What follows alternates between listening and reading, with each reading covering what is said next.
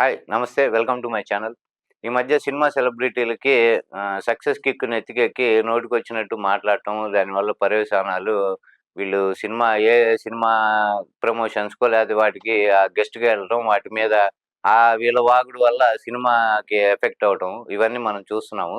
రీసెంట్‌గా మనం 'పృథ్వీ' మాట్లాడిన దానికి 'లైలా' మీద సినిమా మీద ఎఫెక్ట్ పడటం, విశ్వక్సేన్ సారీ జెప్పి, మళ్ళీ తర్వాత అతను గూడా దానికి ఏం జేస్తారన్నట్టు ఏదో ట్విట్టర్‌లో పోస్ట్ పెడతాం. అది తర్వాత జరిగిందంతా మనం చూసాం. అయితే ఇప్పుడు లేటెస్ట్‌గా 'బేబీ' సినిమా ప్రొడ్యూసర్ 'ఎస్‌కేఎన్' అతను ఈ మధ్య కాలంలో ఎక్కడ స్టేజ్ మీద మాట్లాడినా గానీ నోటి దురుసుతనం వల్ల ఇష్టం వచ్చినట్టు మాట్లాడటం. 'అంశు అంబానీ' అని ఒక హీరోయిన్ గురించి అతను కామెంట్స్ చేయటం, మనం స్టేజ్ పై నుంచి అమ్మాయి గురించి అంతకుముందు జరిగింది. దాని తర్వాత ఈ 'పవన్ కళ్యాణ్' అక్కడ మొన్న ఎలక్షన్ జరిగిన తర్వాత ఆయన డిప్యూటీ సీఎం అయిన తర్వాత అన్నయ్య పెట్టాడు దండం, తమ్ముడు పెట్టాడు పిండం అని అదొక సెటైర్‌గా ఏదో మన ప్రాస కోసం పాకులాడినట్టు అదొక మాట మాట్లాడటం. ఇలా మనం ఇవన్నీ చూస్తున్నాం.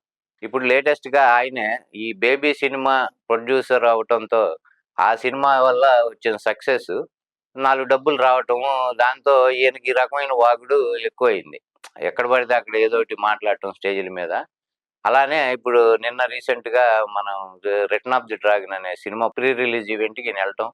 ఈయన గెస్ట్‌గా ఎళ్లి ఈయన మాట్లాడటం, అక్కడున్న 'ఖైదు లోహర్' అనే ఆమె ఒక సెకండ్ లీడు, ఫస్ట్ హీరోయిన్ అందులో అనుపమ పరమేశ్వరన్.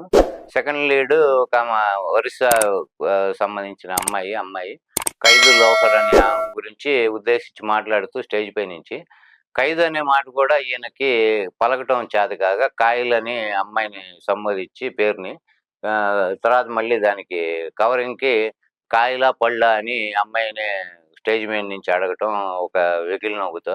ఇయన్నీ జుగుప్సాకరంగా ఉండటమును, అతను ఒక స్థాయి అది మరిచి అవతల ఆడవాళ్ళ పట్ల ప్రవర్తించాల్సిన తీరు గాని, అది ఎలా ఉండాలి, ఒక సమాజంలో బయటకొచ్చిన తర్వాత మనం పబ్లిక్‌గా ఎలా మనం మాట్లాడాలనేది కూడా మర్చిపోయి, ఆ మాట అనటం. అలానే ఈ మధ్య మేము బయట హీరోయిన్‌లని ఎక్కువ ఎంకరేజ్ చేద్దామని నేను, మన డైరెక్టర్ సాయి రాజేష్ గూడా అనుకున్నామని ఆయన్ని కూడా లాగి ఇందులో.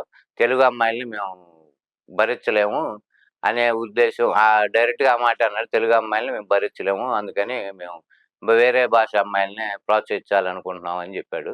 అయితే ఇప్పుడు ఆయన ఉద్దేశించి ఎవరిని ఉద్దేశించి అన్నదంటే 'బేబీ' సినిమా హీరోయిన్ వైష్ణవి చైతన్యని ఉద్దేశించి ఆయన ఆ మాట అన్నట్టు మనం అనుకోవాలి. ఎందుకంటే అంటే తెలిసొచ్చింది మాకు వాళ్ళని బెట్టుకోవటం వల్ల అంటే, ఈయనకి అమ్మాయిని బెట్టుకోవటం వల్ల ఏం తెలిసొచ్చిందనేది గూడా పబ్లిక్‌గా ఈ మాటల్లోనే చెప్తే బాగుండేది. అమ్మాయి ఇట్లా జేసిందనో ఏదోటి.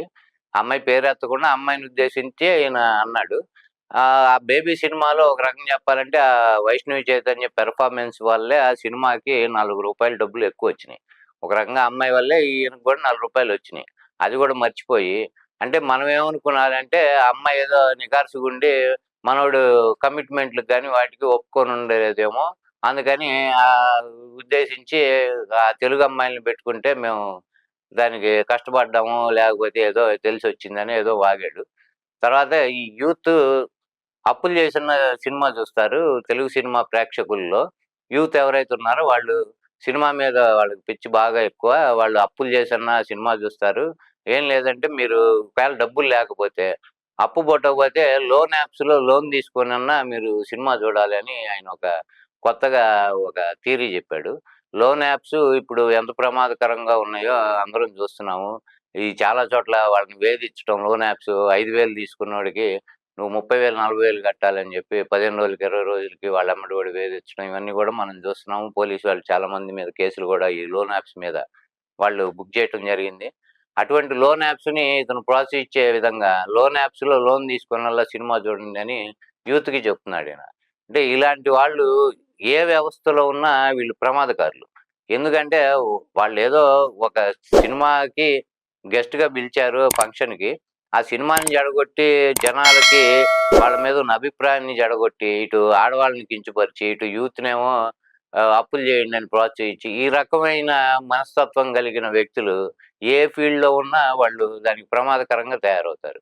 ఈయనకి ఒక సక్సెస్ వచ్చిన కిక్కు వల్ల ఆ పొగరెక్కువైపోయి నోటికొచ్చింది వాగటము, నాలుక ఎట్టా పడితే అట్లా అంతుపంతులేని వాగుడు వల్ల ఇలాంటి వాళ్ళని ఏ ఫీల్డ్‌లో ఉన్నా ఎలిమినేట్ చేసేస్తే బావుంటుందని నా అభిప్రాయం. Thank you for watching.